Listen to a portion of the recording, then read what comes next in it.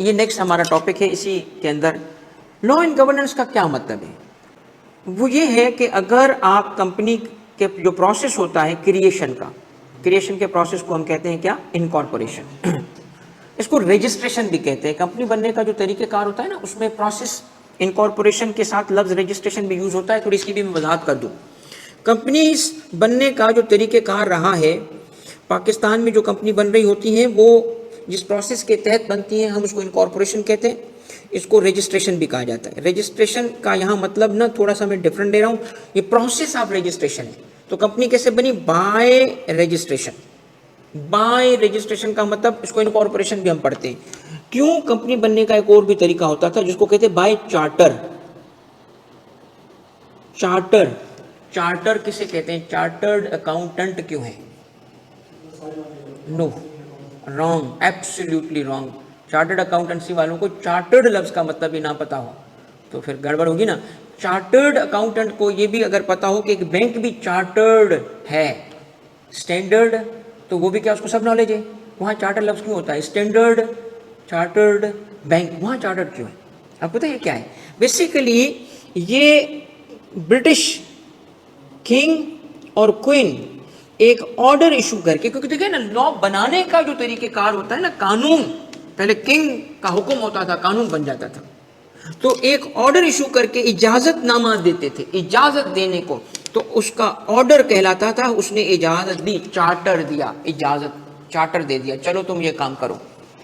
एक कंपनी कोई लोग बनाना चाह रहे थे और क्वीन के पास चले गए। उस वक्त किंग क्वीन जो भी था, ये है बात 1700 की, उस वक्त की बात है, 1700 उस वक्त की बात है। उस ईयर में कंपनी बन रही है।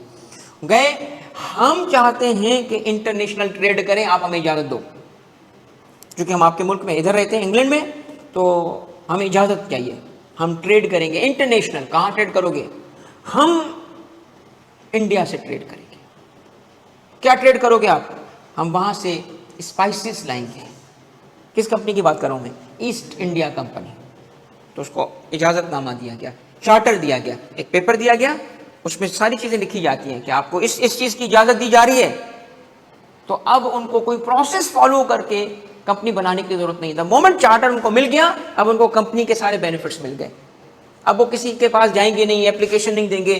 तो पहले कंपनी बनती थी बाय चार्टर, और वक्त के साथ फिर क्या हुआ, लॉ बना के कहा गया कि अब इस लॉ के तहत बाय रजिस्ट्रेशन, बाय इनकॉर्पोरेशन।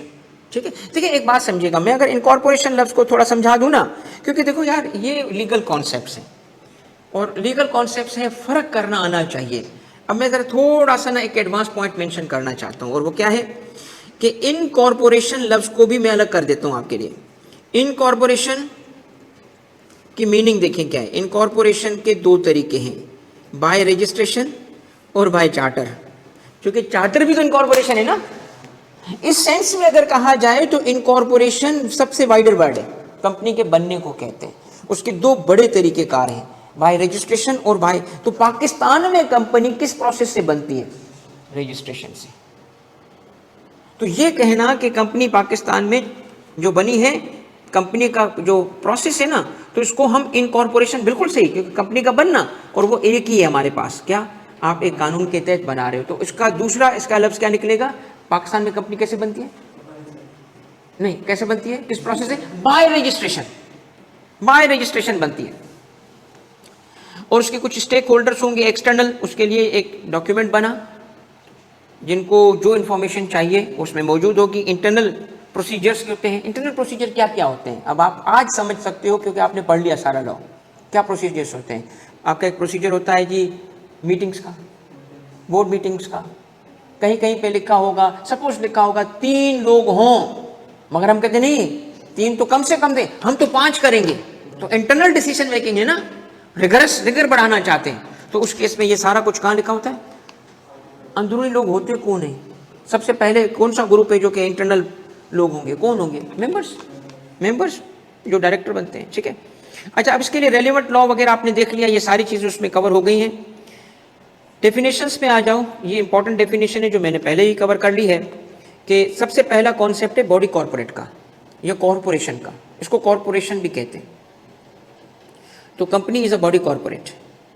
पहली चीज, कंपनी किसको कहते हैं? जब वो कंपनीज एक्ट के तहत बनेगी एंटिटी, या किसी प्रीवियस कंपनी लॉ के तहत बनेगी। प्रीवियस कंपनी लॉ को मिला के एक नाम बोला गया, सारे एक्ट्स जो पिछले थे। क्योंकि ये क्यों दिए गए?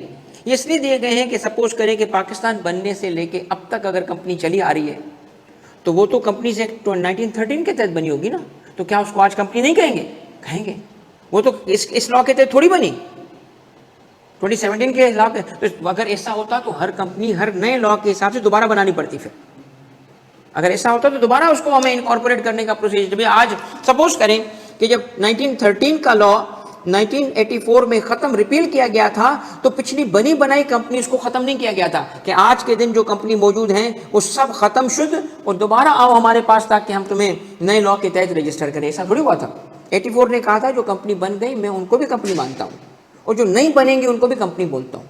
फिर यही वक्ती तौर पे एक लॉ आया था जो बाद में परमानेंट बना एक्ट की फॉर्म में, 2017 ने भी यही किया। क्या कहा? जो मेरे हिसाब से बनेगी वो भी कंपनी है, जो पिछले हिसाब से भी। अब इन्होंने क्या किया, इन सारे पिछले कवानीन को मिलके क्या कहा, एक नाम दे दिया, अंडर कंपनी लॉ। तो इसका मतलब ये नहीं लेना ये टर्म के इससे कंपनी लॉ नहीं है। इसके तहत तो कोई बच्चा यूं समझ सकता है ना कि सर इसका मतलब भाई सारे के सारे जो एक्ट थे, सारे एक्ट जो भी थे उन सबको मिला के कंपनी लॉ कहा गया। ठीक है। अगर मैं आपसे एक सवाल पूछूं टेक्निकल, बताएं क्या कंपनी लॉ में अनपेड शेयर इशू हो सकते हैं? हो सकते थे, है नहीं, क्योंकि प्रीवियसली थे। जो कंपनी लॉ की बात कर रहे हैं, कंपनीज एक्ट की बात नहीं कर रहे हैं। ठीक है। दूसरा क्या है, इनकॉर्पोरेट आउटसाइड पाकिस्तान, ये भी कंपनी होगी। और बॉडी कॉर्पोरेट जो होगी, अब देखो यहां पे भी बॉडी कॉर्पोरेट, यहां पे भी बॉडी कॉर्पोरेट, ये मैं समझा चुका हूं आपको कि जी इसका क्या मतलब है। इधर मतलब है फीचर, इधर मतलब है एंटिटी। और ये क्या है, एक्सक्लूजन्स, कोऑपरेटिव सोसाइटी और body corporate notified by company. क्या मतलब है, ये क्या है? देखिए, कोऑपरेटिव सोसाइटी को इसलिए एक्सक्लूड किया गया है, इसका मतलब ये नहीं कि cooperative society separate legal person नहीं है, वो भी है, वो भी है। तो निकाला क्यों गया, इसको क्यों निकाला? क्योंकि असल में हमारे मुल्क में कोऑपरेटिव सोसाइटी के लिए अलग लीगल रिजीम है। इसका मतलब क्या था कि एक रिजीम थी जिसको ये चलाना चाहते हैं कंपनीज एक्ट 2017 के तहत, और इसमें आ गई 3 एंटिटीज जिसको वो इसके तहत चलाना चाहते हैं। इसको कहा गया था बॉडी कॉर्पोरेट। सबसे पहले कंपनी आ गई, फॉरेन कंपनी आ गई, और वो एंटिटीज जो स्पेशली बॉडी कॉर्पोरेट बनाई किसी लॉ ने। इन सबकी रेगुलेटरी प्रोविजंस मौजूद किस में है? कंपनीज एक्ट में। मगर एक और सेट ऑफ लॉज है जिसके अंदर, चूंकि उसका नेचर थोड़ा डिफरेंट है, इनकी ये ज़्यादातर देखेंगे कमर्शियल होगा, ये इकोनॉमिक एक्टिविटी जो होगी कमर्शियल नेचर के लिए हो रही होगी, तो इसके अलग पर्पजेस हैं, अलग इसकी रिक्वायरमेंट्स हैं। मगर यहाँ आए तो ये कहते हैं कोऑपरेटिव सोसाइटी जो होगी उसको हम बॉडी कॉर्पोरेट से निकाल रहे हैं। इसका मतलब क्या है? इसका मतलब उस बॉडी कॉर्पोरेट से निकाल रहे हैं जिसको रेगुलेट इस कानून के तहत किया जा रहा है। बॉडी कॉर्पोरेट को निकालने का मतलब है क्योंकि वो उसको कंपनीज एक्ट के तहत नहीं लेके जाना चाहते हैं, उसको कोऑपरेटिव सोसाइटीज के लॉ के तहत, उसके एक्ट के तहत लेके जाना चाहते हैं। और वहां जब हम जाते हैं ना, तो कोऑपरेटिव सोसाइटी को भी क्या बोला गया है? क्या बोला गया है? Separate legal person. Separate legal person है कोऑपरेटिव सोसाइटी। निकालने की वजह क्या थी कि उसको एक अलग कानून के तहत कवर करना चाहते हैं, क्योंकि अगर इसको भी बॉडी कॉर्पोरेट बोलते ना तो इस पे भी कौन सा लॉ अप्लाई हो जाता? क्योंकि कंपनीज एक्ट में हम जाते हैं तो 2 किस्म के हमें प्रोविजंस मिलते हैं। जो स्पेसिफिक टू कंपनी के लिए होते हैं उस सेक्शन में वो कंपनी लिखता है, और जो तीनों के लिए होते हैं, सबके लिए, उसमें वो बॉडी कॉर्पोरेट लिखता है। और द मोमेंट वो बॉडी कॉर्पोरेट लिखता है तो वो प्रोविजन सब पे अप्लाई हो जाते हैं, और वो फिर इस पे भी अप्लाई हो जाते हैं। किस पे अप्लाई हो जाते हैं? कोऑपरेटिव सोसाइटी पे। वो नहीं चाहता उस पे अप्लाई करना, दैट इज वाई क्या किया, उसको निकाल दिया। कहां से? बॉडी कॉर्पोरेट से, क्योंकि उस बॉडी कॉर्पोरेट को वो कवर करना चाहता है कंपनीज एक्ट के तहत। क्लियर? इस वजह से एक सेपरेट रिजीम के थ्रू, सेपरेट लॉज के थ्रू उसको कवर किया गया है। वो पढ़ने से पता चलता है कि कोऑपरेटिव सोसाइटी लीगल पर्सन है, कोऑपरेटिव सोसाइटी की भी लीगल पर्सनैलिटी है, वही बातें हैं, मगर उसको अलग एक लॉ के तहत कवर करना है। और body corporate notified by the, कोई इसके अलावा भी अगर गवर्नमेंट चाहेगी यहाँ से निकाले, वो इसलिए नहीं चाहेगी कि उस पर वो सेपरेट पर्सनैलिटी नहीं होगी, उसकी भी सेपरेट पर्सनैलिटी होगी, मगर किसी डिफरेंट स्पेशल लॉ के तहत उसको चलाना चाहेंगे। ठीक है।